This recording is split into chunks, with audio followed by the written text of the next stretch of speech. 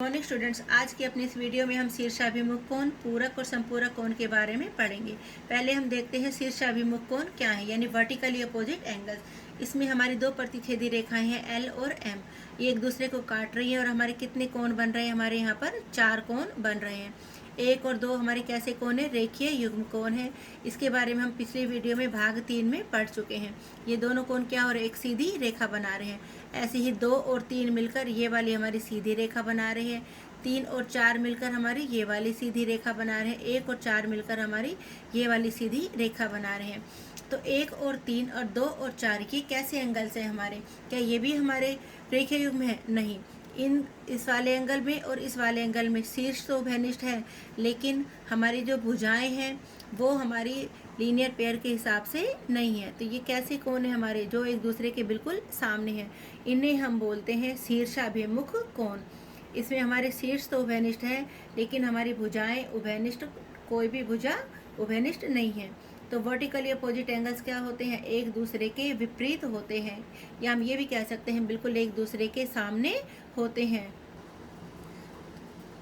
तो दो कोण जिन्हें दो प्रतिच्छेदी रेखाएं बनाती है, जिनमें उभयनिष्ठ शीर्ष होता है लेकिन उभयनिष्ठ भुजाएं नहीं होती, उन्हें हम कैसे एंगल्स बोलते हैं, वर्टिकली अपोजिट एंगल्स, यानी शीर्षाभिमुख कोण। शीर्ष उभयनिष्ठ होता है लेकिन एक भी भुजा उभयनिष्ठ नहीं होती। और शीर्षाभिमुख कोण हमारे क्या होते हैं, बराबर होते हैं। ये बहुत ही हमारी इंपॉर्टेंट बात है। कोण 1 बराबर है 3 के और 2 बराबर है 4 के, यानी इन चारों कोणों में से अगर हमें किसी एक एंगल की वैल्यू दी हुई हो तो हम बाकी 3 एंगल की वैल्यू निकाल सकते हैं। मान लिया हमें कोण 1 की वैल्यू दी हुई है, कोण 1 मान लो हमारा 60 डिग्री का दिया हुआ है, तो 3 हमारा कितने का हो जाएगा, 60 का। और हमने देखा था कि 1 और 2 हमारे कैसे एंगल्स थे, 1 और 2 हमारे थे रेखीय युग्म। रेखीय युग्म में हमने बताया था कोणों का जोड़ कितना होता है, 180। 1 हमारा 60 का था, तो 2 हमारा कितने का हो गया, 120 का। अब 2 120 का है तो 4 भी हमारा कितने का हो गया, 120 का।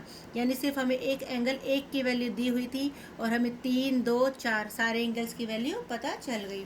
अगला आता है हमारा पूरक कोण, कॉम्प्लीमेंट्री एंगल्स। पूरक कोण क्या होते हैं, जिन दो कोणों का जोड़ हमारा 90 डिग्री हो वो हमारे पूरक कोण कहलाते हैं।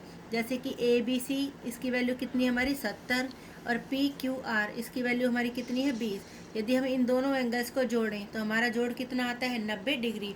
तो ऐसे कोणों को हम कैसे कोण बोलते हैं, पूरक कोण, यानी जब दो कोणों का जोड़ हमारा 90 डिग्री हो।